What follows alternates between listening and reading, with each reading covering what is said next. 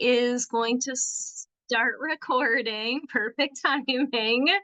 Okay, good afternoon, everyone, and welcome to our first Help Me Grow Western New York Medical Office Hours. My name is Danielle Galensky. I am the Assistant Director here with Help Me Grow Western New York, and I am joined by my colleagues, Emily Oak. She is the lead data strategist for Help Me Grow and CCNY, and Ann Kinney, who is our wonderful central access point coordinator, or CAP coordinator for short. We'll hear from Ann and possibly Emily a little bit later in our presentation today. So we've got you folks here for about an hour. We're so glad that you can join us. These sessions, our office hours, are really a space to provide a real world experience, with situations that you all are experiencing, and for us to talk about practical strategies around embedding developmental screenings and supports into really cross-sector organizations. But again, this is very specific to the medical sector. So I'm really excited, especially to introduce our guest speaker here today. Racheal Charlow is the Healthy Steps Specialist. So I'm going to just give you a brief overview of Racheal and all the wonderful work that she does. Then, just so you are aware, we will move to conversation for 30 or so minutes. We've started a list of questions we put together. So we'll go through some of the questions that we have. Then we'll open it up to you all. If you have any specific questions or concerns for Racheal, and then the last, depending on time, 20, 30 minutes, we'll take for Help Me Grow specific conversation, where Ann and I will talk a little bit more about Help Me Grow. If you're not familiar, the model and the different types of supports, partnership options, etc., that we have. So that's what we've got for the next hour or so for you. So to kick it off, I'm going to just read a little bit about Racheal, who's our guest speaker this morning. So she is an LMSW who runs the Healthy Steps program at Main Pediatrics, which is a medium-sized private urban pediatric practice. She focuses on ages 0 to 5, primarily 0 to 3, by providing patients with point of care access to social, emotional, and developmental supports, as well as linkages to community resources. Racheal is diligent in making early childhood development and infant mental health an integrated part of the pediatric team at Main Pediatrics. She's her moment to moment involvement. She's working with her team there to be able to address baby and mother dyads, infant mental health, developmental screening, maternal depression, and sorry about that, and behavioral concerns, as well as social emotional determinants of health. In the very recent years, Racheal has also been able to add lactation support to families at the office. This was inspired by her personal breastfeeding journey. She's been working to become a certified lactation consultant herself. Being able to educate and guide breastfeeding mothers and families during that most vulnerable period has been very exciting and rewarding, as well as an asset to Main Pediatrics. She has also provided support to new Healthy Steps programs developing throughout Western New York, and helping them utilize the supports from 0 to 3 and to address the challenges of developing a new model. And of course, last but certainly not least, and the most important, Racheal is a mom of two. She has a 3-year-old son who is home with her today, little caveat, just in case, as well as a baby, a 1-year-old. So, yeah, so she has that firsthand experience as well as that professional experience.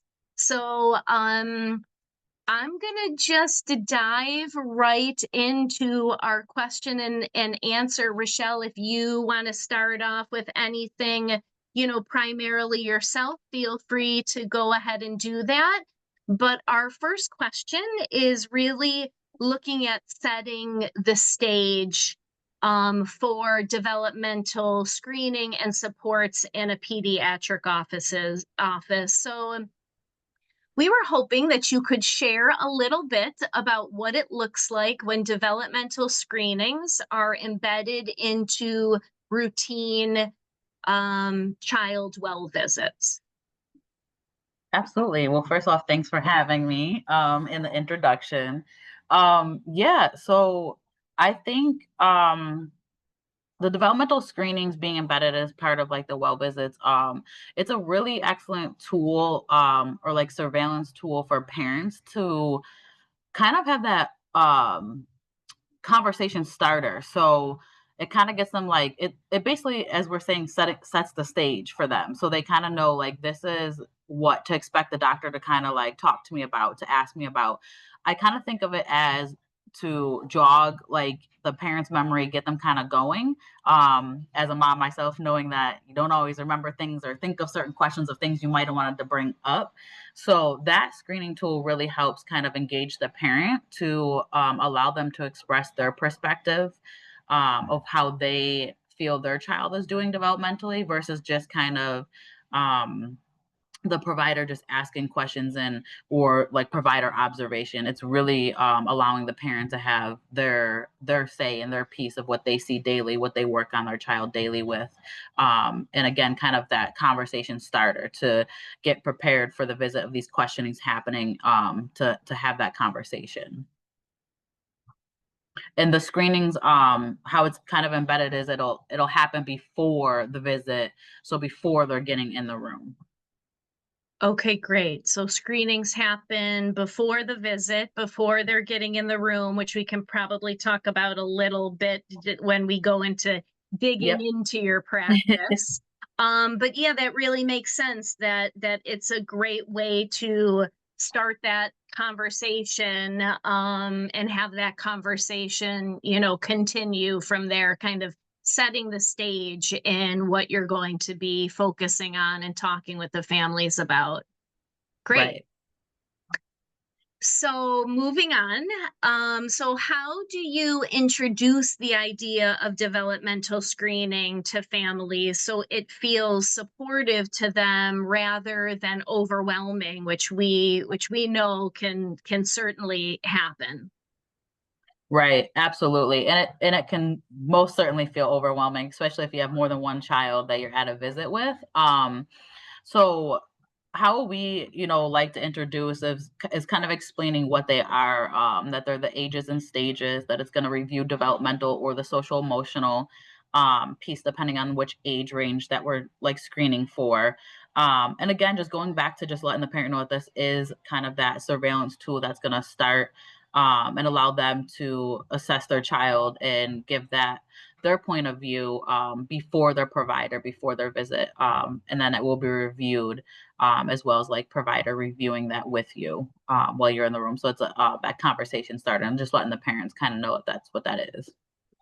Mm-hmm. And that's something that we certainly talk about here and Help Me Grow and the different trainings and our cohort model is the importance of that introduction of the screening to help potentially mitigate some of those concerns or anxiety that families have. So, Yeah. things like we're screening all children, not just Right. some, benefits of screening, that the parent is the expert really, and you're gaining that information. So things like, just the importance of language and Yeah, strength-based language. So that makes Yep. sense. That's really gonna support them, hopefully, potentially feeling a little bit better about the process. Right. And I think to add to, like, I know for our practice, like we start at 6 months. So we kind of like that's our first starter. And I know like often if like I'm doing it or helping a family, like I kind of use the verbiage of like setting the tone for like this is, your initial one, explaining it, but then like allowing like letting them know that this is the first one for this age, but there will be many more that we use, and we use different developmental ones as they grow and get older as well. Just kind of Mhm, preparing them that here's the first mhm, one, but along their visits and their different ages, we will continue to use this tool as well. So our families then kind of just come in knowing like, okay, yep, I'm gonna get another one of those. So we kind of like to set it at that early kind of mid stage so that they're like prepared as the child grows older and keeps coming to the different well child visits. mhm, mhm. Okay, great. Thank you. So we're going to go and dig a little bit deeper into your practice. And I do see that Dr. Fretz has a question in the chat. So I'll ask you kind of our question first that I think will be Yeah. inclusive of some of that. And then we can definitely get to Dr. Fretz's question. So next question, digging in a little bit deeper. What workflows or team approaches do you use, and how have they maybe made it easier for you to consistently complete developmental screenings?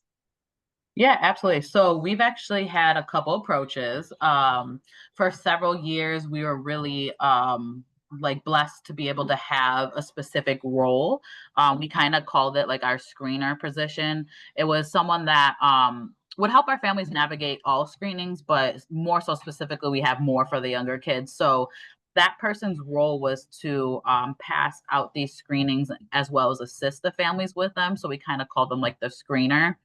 And they would all of ours are done in office and on tablet devices. So we do ours electronically. Mhm, Um, I feel like that definitely helps the process as well. You kind of get to see it right away and live, and then the parents are able to kind of see that as well, versus the paper then passing it back, us scoring it. So we were really lucky to have that for several years, but over the last couple years here, we've kind of had a shift.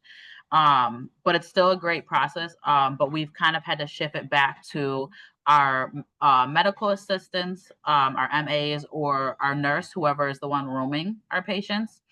They're the ones who are now giving the questionnaires out to the parents. So what they'll kind of do is there's a couple flows they'll do. They'll sometimes do it where they'll go out to the waiting room and explain everything that we have reviewed before, and kind of allow the family to have that time out in the waiting room and kind of fill out that questionnaire while they're preparing to bring them back. Or sometimes they will kind of bring them back, do their intake, and then they allow them to have the time in the room to do that before the provider is going to go in.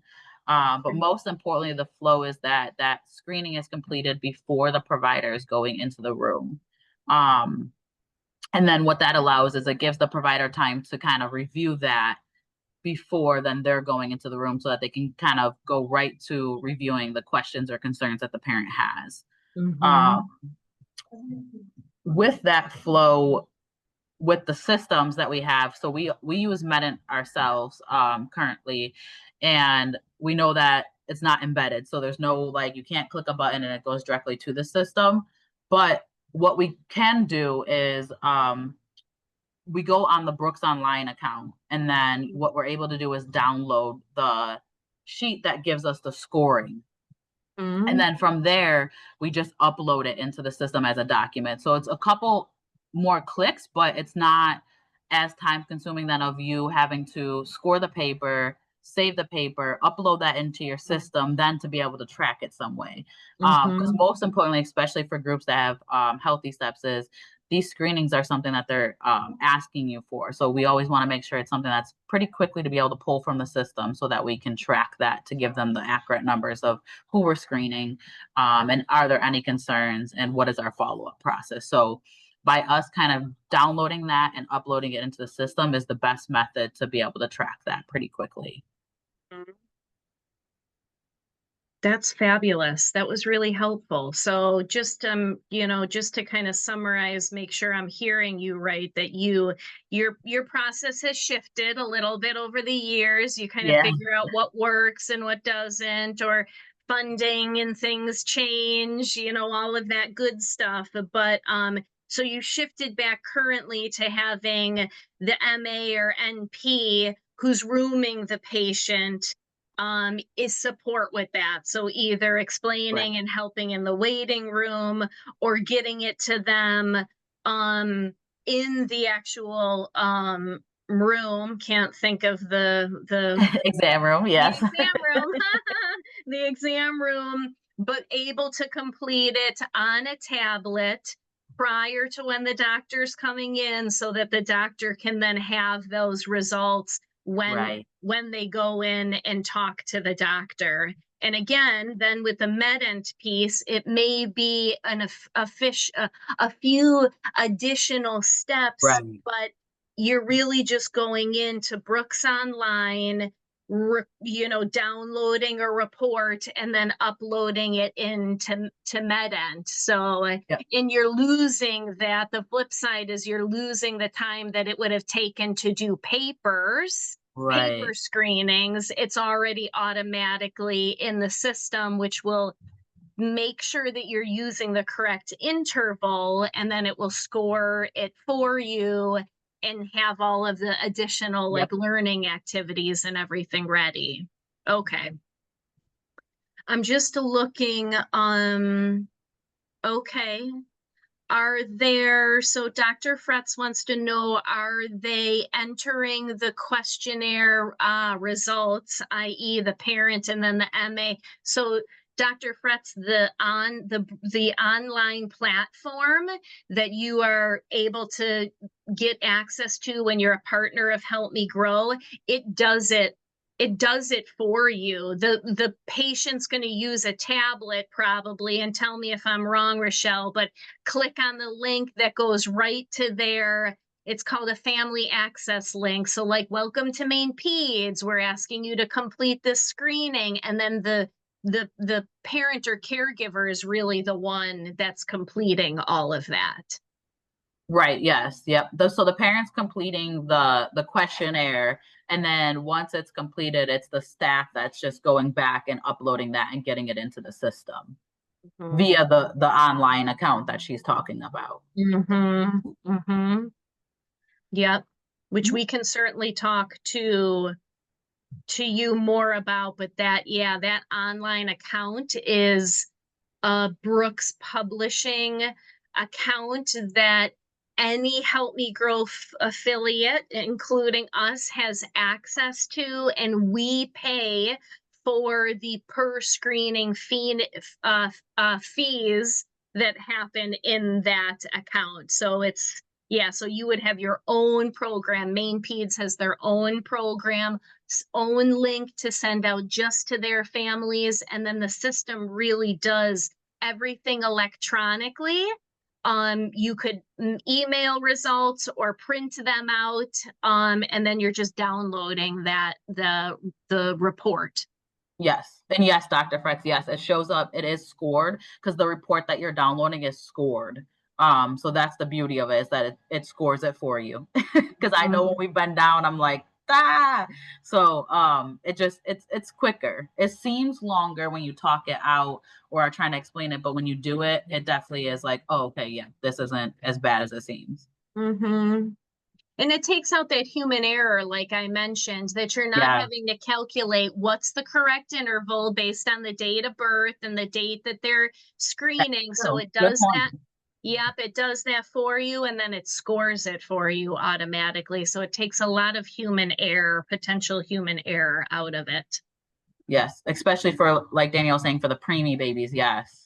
Because that's always Yes. it's quick to forget to back the age up. And once you Mm, put in their birthday and it will ask you a question on the system, is this child premature? And when you mhm, answer that, it will automatically switch the age range for you. mhm, mhm. Oh, great. Okay. We're a step ahead of your questions. Okay, so next question. What challenges have you noticed in parent engagement when screening and supports are part of the visit, or have you noticed changes in parent engagement? Um, you said changes or like challenges?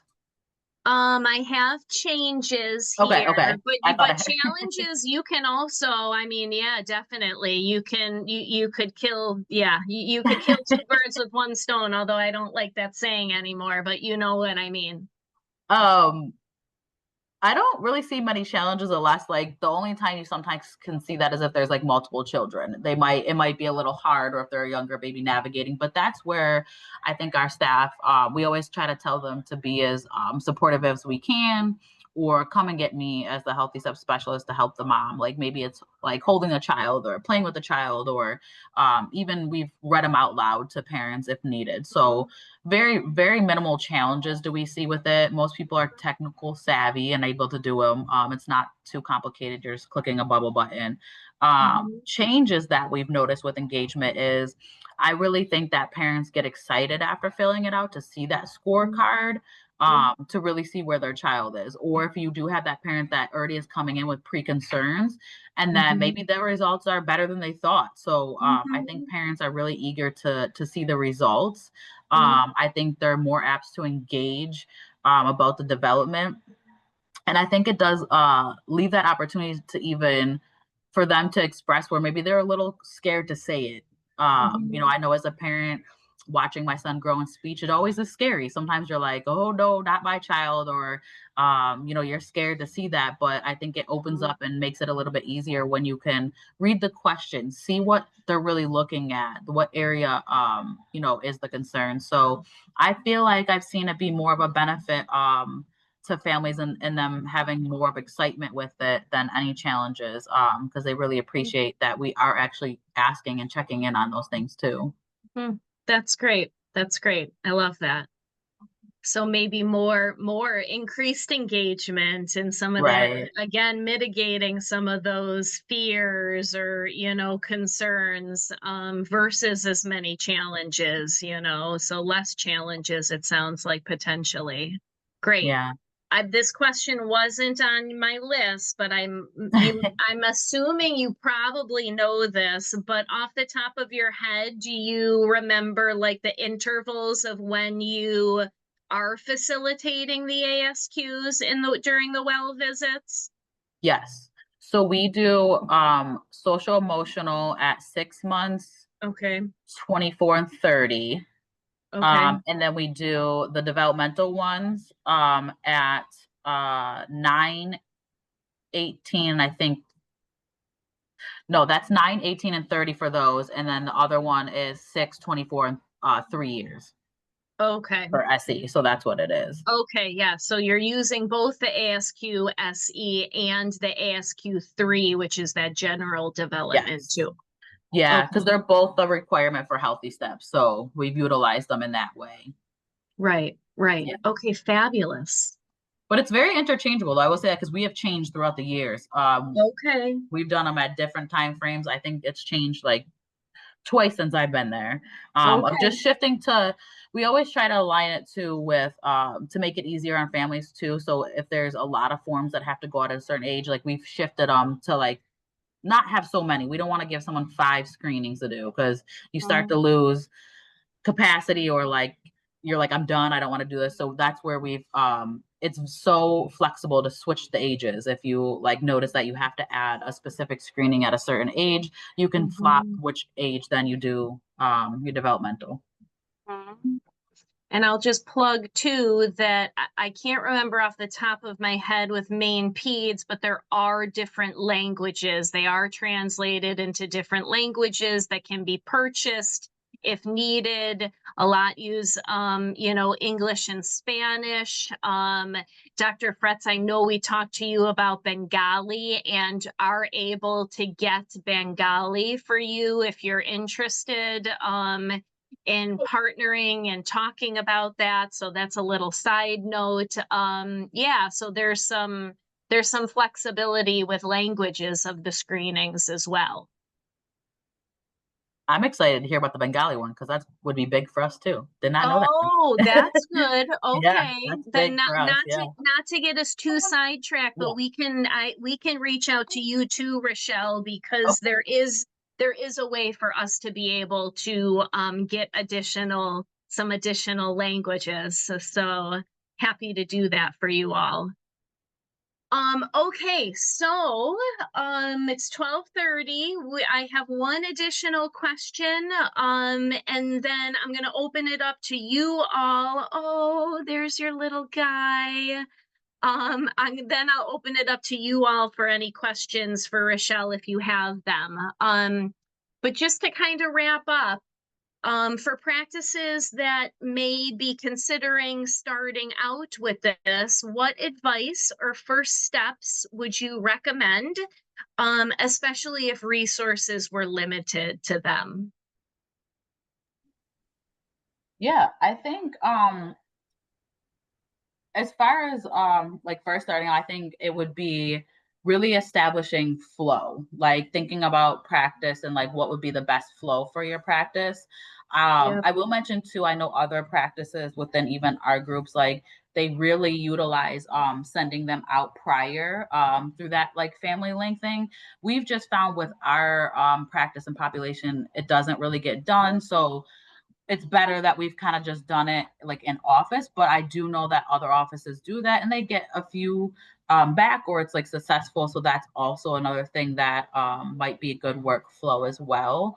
But I would say first starting and kind of establishing your workflow, designating like who is going to be part of the team for it, really having them understand what they are. I know when we first trained staff, we've even had them like read through them and like complete them. Like, do you have a kid? Complete one. See, like, you Mhm. know, like what it's like so that you really understand the questions because you're probably going to get, you know, some questions back from the parents of like, what do they mean by this? So, really kind of just starting with that initial like process, what will it look like, what would it feel like, and if resources are limited, it would really, I would advise to not still shy from it, but see where like certain things can be more helpful. So that's where that technology might come in. Can you give it, if resources are limited, can you give the link out to parents? Can you send a pre check-in? Can it go out that way or something?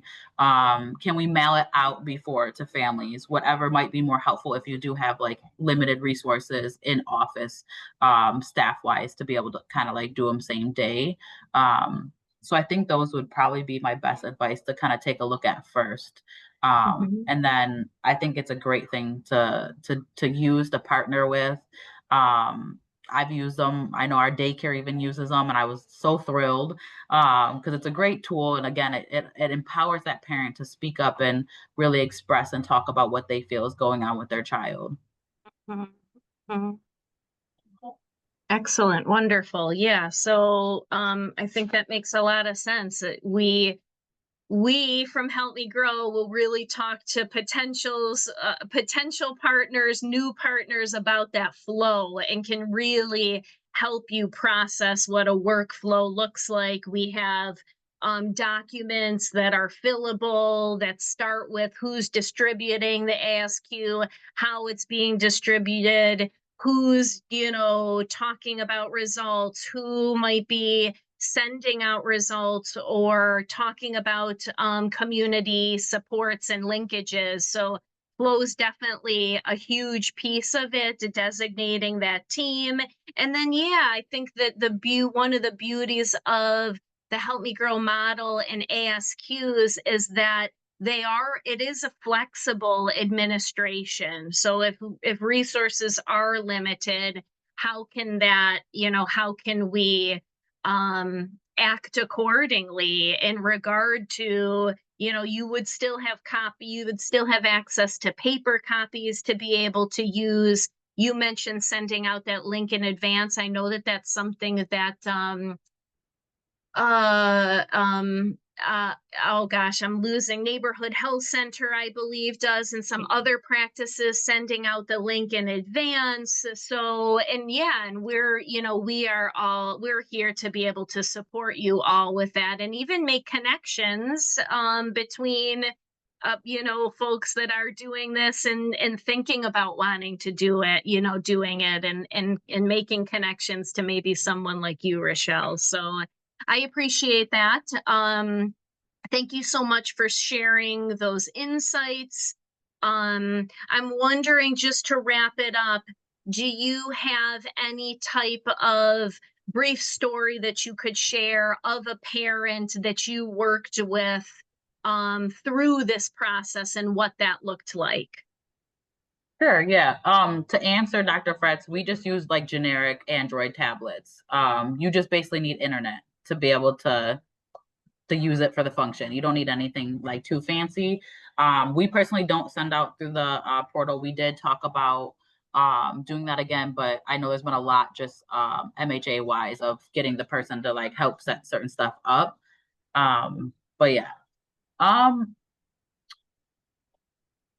to think of you were asking like Just a a store, if you just had okay. any. Yeah, yeah.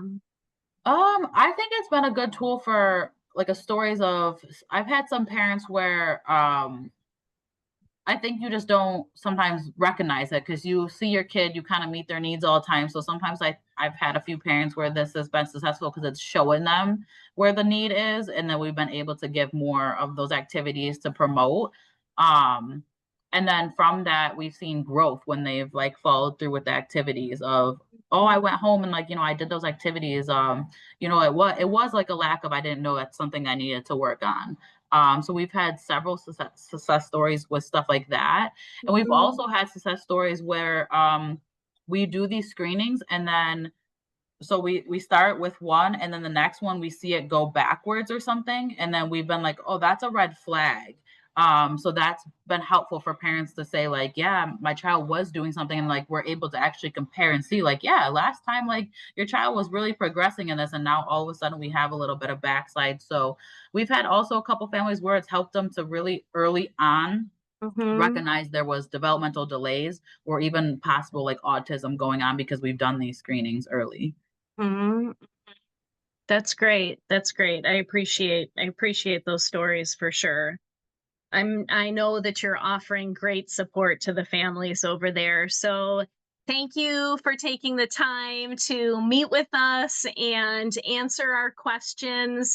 Before we go into a brief review of Help Me Grow, wondering if anybody else, we got a few folks here at the table. Does anybody else have any other questions that you would like to ask Racheal at this point? Feel free to throw it in the chat or unmute yourself.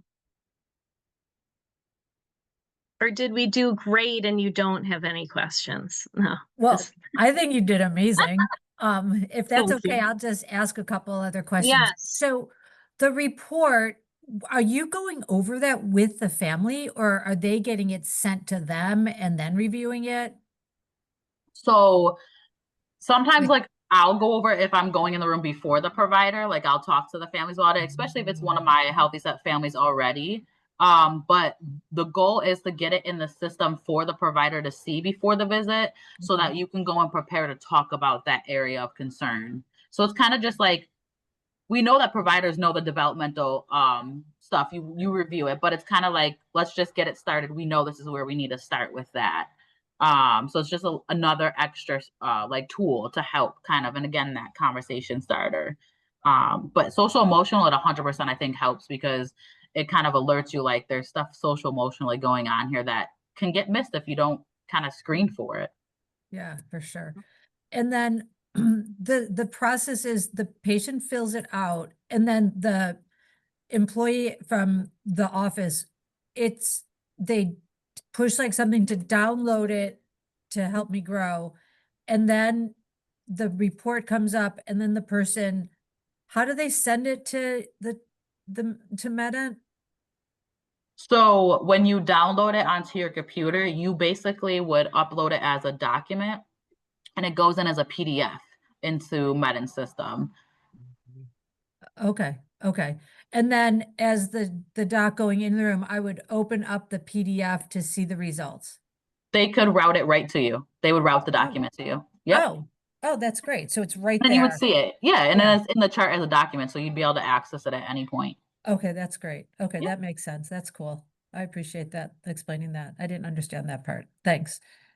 Yeah, and Dr. Fretz, yeah, I almost feel like you might be talking about those two different things though, too, because those results for the providers can, yes, they'll be right in the system after the parent completes it. They'll be already scored. So the physician or doctor will have that before they go in and see the Okay. patient, but then you can also run those larger reports. And I'm not sure, maybe Racheal could speak to it, but, you could run the reports, is it on a weekly basis that you're downloading a report and putting it into Medin, or is it a daily basis, or, what that looks like. So those are two different components to it.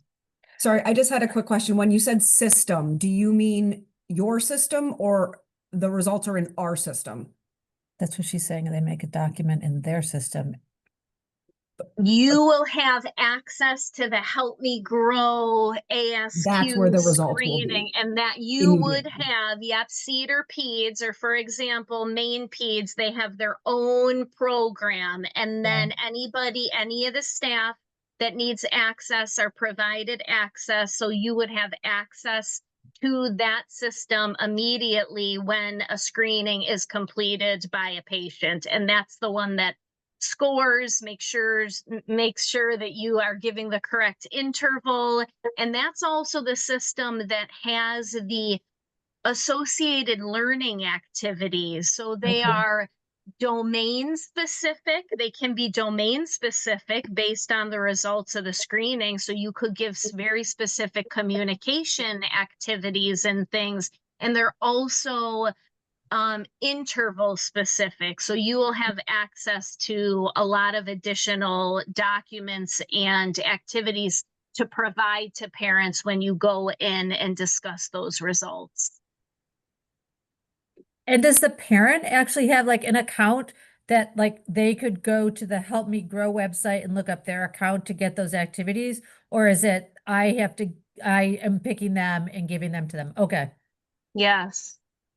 And the other thing we can talk about in a couple of minutes is Anne's position as the centralized access point coordinator. She can also support with additional activities if needed. If a family is referred back to us, or you call and say, I gave the learning activities, but like, I'd really like to know additional information on what's out there, or the child needs to be rescreened in 2 months and we don't have the capacity, and can step in and support with that additional support as well. Okay. Any other questions? Yes. I just had a question. Hi, it's Trisha. I'm sorry, I had Trisha. trouble getting out. Yeah, representing Cedar Pediatrics. So Hi. joining the dream team. So so it would be almost like you'd have an icon for Help Me Grow on your desktop, and you click into it as a patient that age is seen, or that kind of thing. You click it, and you can also customize it. So you could click it, and like I said earlier, you might have missed it, but you can click it and then a little page will come up. Welcome to Cedar Peds. As part of our, work, we offer developmental screenings at these, different well visits, and all the parent or caregiver has to do is put their child's date of birth in, whether or not they were premature, if they're 2 years or less, and then the date of the screening, and it automatically pops up that correct ASQ. Wow.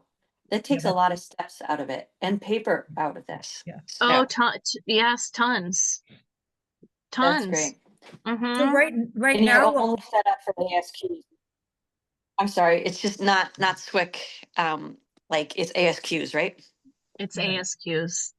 It's And not how much SWIC. is it's proprietary, correct? Like, is there a contract that Cedar Pediatrics would have to like enter into? We would, we would like you to sign like a preferred partner plan. It's really more of it's not like it's not a contract necessarily. It's really more of like a framework so we understand what your process is going to be. How many staff are there? How many staff might need training? Approximate number of kids, languages of screening. And then the only other piece potentially is a one-time fee to purchase the ASQ kits, which inside the kits have the key codes to be able to create your whole system online. Okay. Those, and we can talk to you about those because we also have some kits and things on the side. We want to partner with medical providers, so we have access to some things also that we could potentially support you with.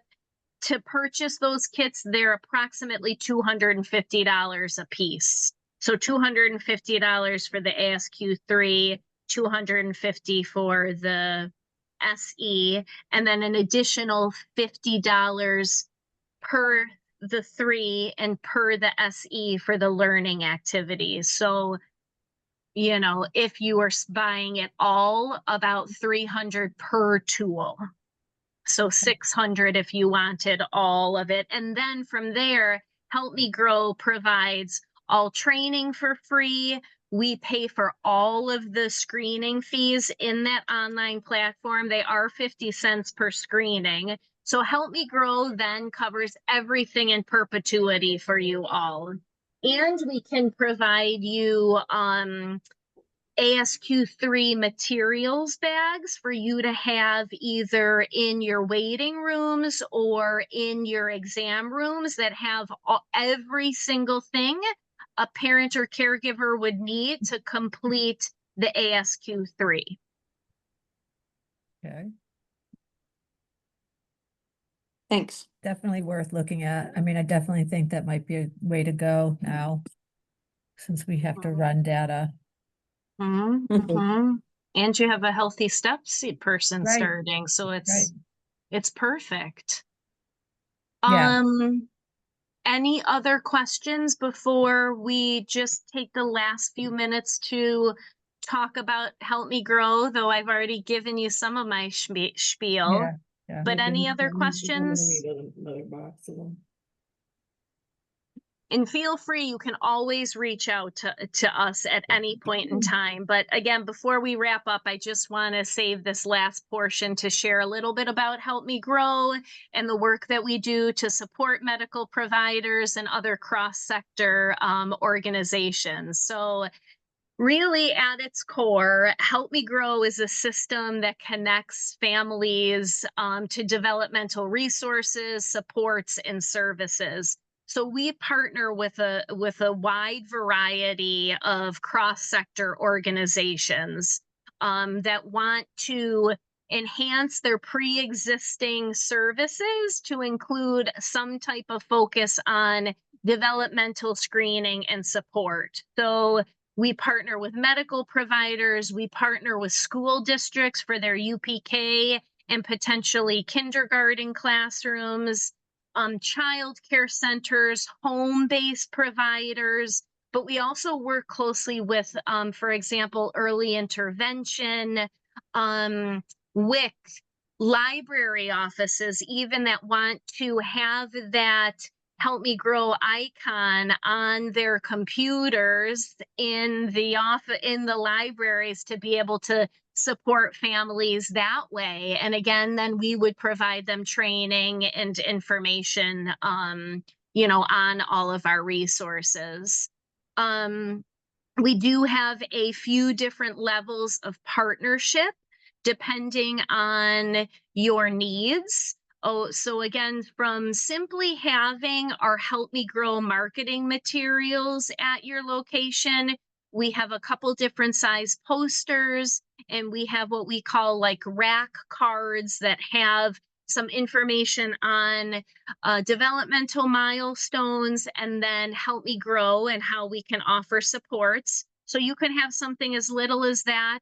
We'll send a follow-up email to you all, and I'll include the link to request our marketing materials. You would go and fill it out and say, I want 5 posters and 200 rack cards. And we also have them translated into the top 8 languages in Erie County. So we've got those. So that's kind of the lightest lift. But again, all the way then moving towards deeper collaboration where we can support with training. Again, we talked about that workflow, and having you all really become Help Me Grow. Help Me Grow is all of us. It's not just us. Again, as a systems building model, we try to train you all that are already doing the important work with families to just be able to increase your capacity with the things that we can offer you and the training that we can provide. So I will just throw in one additional thing. We have a new partner cohort starting in November for anybody that might be interested. This is November 7th, 14th, and 21st.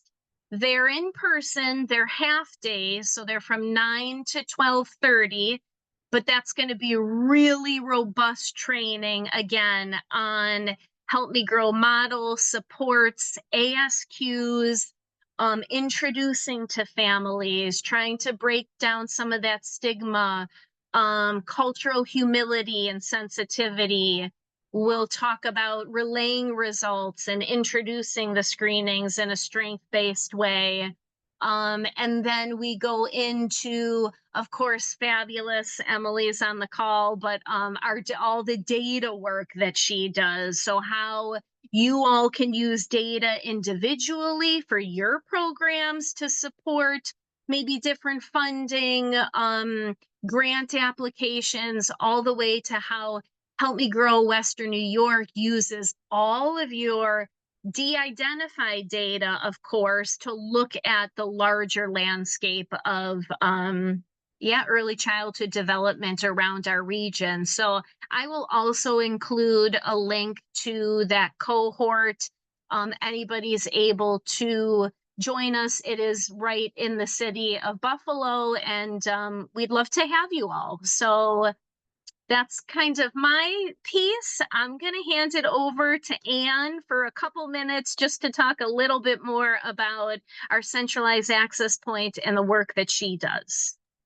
Yes, for sure. Dr. Fretch just had, could you repeat the dates again for Yes, the I was just cohort? seeing that. Okay. November 7th, 14th, and 21st. So I think it's 3 Thursdays in November, and again, it's from 9 to 12:30. And they are in person. 2 of the days, I believe, are at the Help Me Grow offices, and 1 might be a parent network. I might have got those a little confused, but it's either East Delavan in the city or Broadway in the city. So they are local, and we provide a very yummy breakfast for everybody that Emily orders and does us all right. And I'm pretty sure we already have about maybe 10 folks registered for that. This will be our 3rd cohort of this year. You really, really, we would like you to attend all 3. And then you will come out with an official Help Me Grow Western New York developmental training champion title. So we'll get that information to you with a little digital badge that you're an endorsed developmental champion after taking that training. Okay. All right, I will take it away. I am going to share my screen just because I'm a visual person and it's just easier for me to talk about all the stuff that I do by showing you our flyer that we generally share with folks. I have it at my outreach tables. I share it online with people so they can print it out. But this just gives a nice recap of what I do in my position as the centralized access point coordinator. So I basically man what we call a helpline for both families and professionals to be able to complete ages and stages questionnaires anytime. We know that, yes, sometimes they do them at their pediatric office, sometimes they might do it at their child care center, but we want to provide universal access anytime people want to do them. There might be somebody who does it at their pediatric office, but they want to do it sooner than the next one is going to happen at their pediatric office, or they have a particular concern and they want to do one because they have a concern, or they just want to learn what their child's supposed to be doing at a particular age. So we offer that anytime access to the ages and stages questionnaire. And then as it details at the bottom, we provide access to those screenings. I meet the parent wherever they're at. So if it's, if they're technologically savvy, like Racheal said, most people feel comfortable using the link or doing it on a tablet or their phone. But sometimes, somebody might not, and I'm more than happy to read it to them over the phone, which I've done plenty of times before. Somebody might like a paper copy. I'm happy to send that in the mail to them and then input that for them. But trying to meet caregivers wherever they're at and completing these. And then always, no matter what the results are, I always provide them with age appropriate activities that they can do with their child. And then certainly if there is a need, I suggest different resources and supports, help with referrals to early intervention or preschool special education if they kind of want that hand holding to do that. I'm going to bring up a slide if I have time in just a minute about resources that I shared during that third day of our cohort, because I know somebody, when they filled out the registration for this, did mention resources. But yeah, I have, kind of curated a list over my couple years in this position of different resources to share with families. The nice thing is, like Danielle said, though, we know that sometimes organizations, doctors' offices don't have the capacity sometimes to embed the ASQs in what they do. So I can kind of be that person you can refer to. So before you start embedding them in your practice, if you want to just have a stack of these in the different exam rooms to be able to give to parents. But then there's kind of like that halfway piece too, where like you might do the ASQs, but some places don't have a healthy step specialist to help with the follow-up piece. So that's kind of when people could refer to me and I could be that person kind of helping them through that. So like Danielle mentioned, there's many different ways to partner with us. And I'm happy to, help parents any way that I can. I think this has, nope, that doesn't, I have it here. So this is kind of what I share with families, and I'll maybe ask Danielle to send it out with the, after this to everybody, or I think I have everybody's email address. I can send it out. I just tried to turn it into a PDF. So you could click on the links and things like that. But I share this on the third day of our cohort. Just, what resources are available for children. And it's always ironic to me that the list is the shortest for resources for children. A lot of times it is, giving resources to the parents, that will then be able to help their children from those resources provided. And then I did a separate list for professionals. So I don't have time to go through all of it, but it does have resources for both general development, but also for social emotional development too.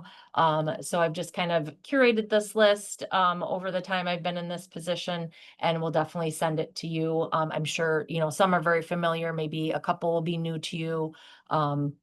But feel free to, explore this and see what you can share with families, see what you can share with other professionals. And we have a couple minutes left if anybody has any questions about what I specifically do or what the centralized access point provides. The other nice thing is too, like I said, I'm a resource for professionals too. So if a professional is embedding the ASQs and they just have questions about, well, what would you suggest for a resource for this. I can be kind of that person to talk through something with you, and maybe you're that trusted person that that family is going to relate to. So it might not make sense to refer them to me, but I can certainly, help talk through, what I would do in my position, and what resources I would provide, or we can work together on things like that. So that's what I'm here for. Thanks, Anne. You're a very important piece of the Help Me Girl model. So the only last thing I'll add too is that we also provide free ASQ online, or that's that Brooks Publishing. That's where all the screenings are housed. We provide, Anne provides a monthly virtual training on the system also. So you learn about all the bells and whistles, whether you want to use them or not. We offer that as well. Okay, we've got 1 more minute. So I think if nobody else has any questions, I just want to take the opportunity to thank Racheal so much for being here. That was really, really informative. We appreciate, you and your direct experience coming to talk with us. Thank you to everybody else that has joined the call today. I will send out that follow-up email with some additional resources, but please know that this is what we do and we love to do, and we're here to support you and really meet you where you are at. So happy Thursday and go Bills, and hope you have a good rest of your day. Thank you so much. I really appreciate your help. Yes, thank Thanks, you. Racheal.